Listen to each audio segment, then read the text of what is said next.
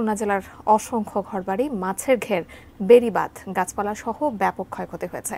জেলা প্রশাসকের কার্যালয়ের সামনে থেকে বিস্তারিত জানাচ্ছেন আমাদের প্রতিনিধি পলাশ চন্দ্র ঢালি। তিনি এই মুহূর্তে শহীদ হাদিস পার্ক এলাকায় আছেন। এখন পর্যন্ত আসলে কি অবস্থা, পলাশ, আপনার কাছ থেকে বিস্তারিত জানতে চাই। যে মাছের ঘেরগুলো আসলে ভেসে গেছে, বাঁধ ধসে গেছে, সেগুলো নিশ্চয়ই জানাবেন আপনি কি অবস্থা এখনকার। ধন্যবাদ আপনাকে। এর আগে আমরা জানিয়েছি যে প্রবল যে ঘূর্ণিঝড় রেমাল, যেটা ইতিমধ্যে গতকাল পর্যন্ত তার যে ভয়াবহতা ছিল সেটা আমরা আগেই জানিয়েছি। ক্ষতিগ্রস্ত যে সকল এলাকা, আজকে জেলা প্রশাসক খন্দকার ইয়াসির আরবিন তিনি ক্ষতিগ্রস্ত এলাকা পরিদর্শনে গিয়েছেন। সেটা আমাদেরকে হয়তো বিকেল নাগাদ সে বিষয়ে তিনি ব্রিফিং করবেন।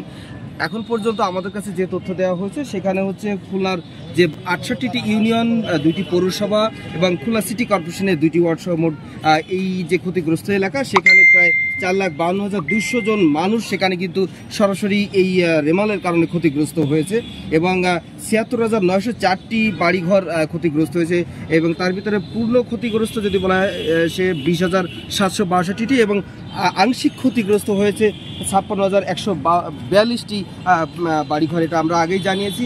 এছাড়া প্রচুর মাছের ঘের, অসংখ্য মাছের ঘের কিন্তু ক্ষতিগ্রস্ত হয়েছে। প্রচুর গাছপালা বিধ্বস্ত ভেঙে গেছে এবং তার ডালপালা ভেঙে গেছে, এরকম অনেক জায়গায় রয়েছে। অনেক জায়গায় কিন্তু এই মাছের ঘের যেখানে রয়েছে সেসব জায়গায় ওভারফ্লো হয়েছে। বিশেষ করে খুলনার যে দক্ষিণ এলাকা বলতে কয়রা উপজেলা, পাইকগাছা উপজেলা এবং দাকুপুর উপজেলা, এই 3টি উপজেলা সব থেকে বেশি ক্ষতিগ্রস্ত হয়েছে। এছাড়াও ডুমুরি এবং বটিয়াঘাটার কিছু এলাকা ক্ষতিগ্রস্ত হয়েছে। সেখানে বেড়িবাঁধ ভেঙে গেছে, পানি ঢুকেছে, গ্রামে পানি ঢুকেছে, মাছের ঘের তলিয়ে গেছে।